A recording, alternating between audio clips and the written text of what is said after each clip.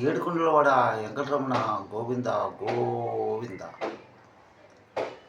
కలియుగ భగవంతుడు శ్రీ వెంకటేశ్వరుడు,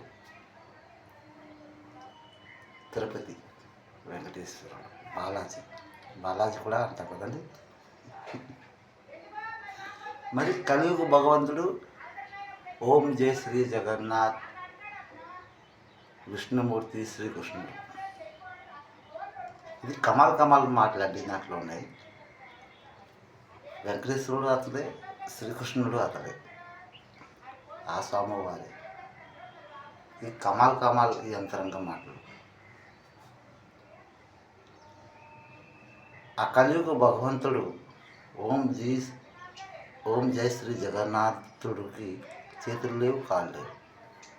నీకు నాకు ఇచ్చారు చేతులు కాళ్ళు.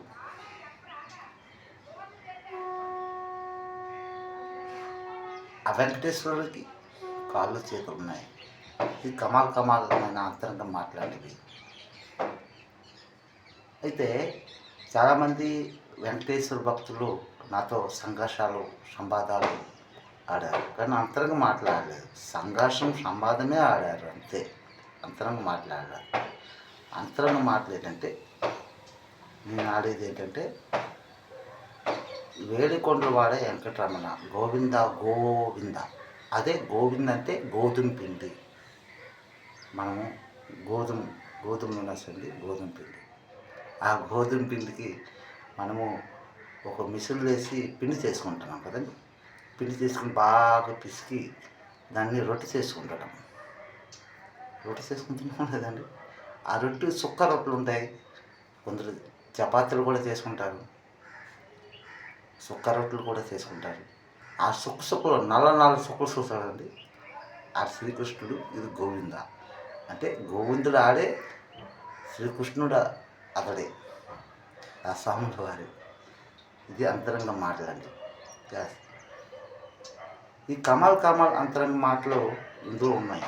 అంటే మనం తినే పదార్థం అన్ని దాంట్లో కూడా ఆ భగవంతుడే కనిపిస్తున్నాడు. ఈ సత్యం అన్నమాట. ఢిల్లీలో గురుద్వారా బంగ్లా సాహిబ్ ఉంది. ఒక